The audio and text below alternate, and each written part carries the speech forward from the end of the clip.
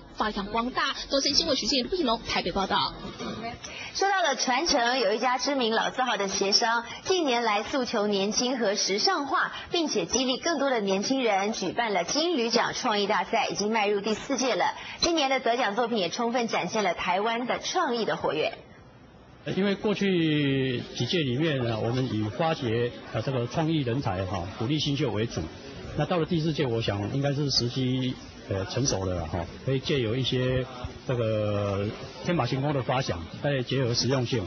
可以让我们商品化的一个 idea 可以去实现。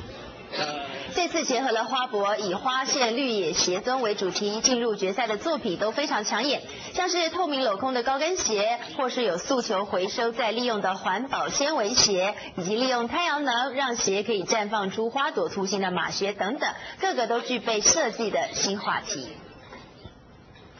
企业办尾牙也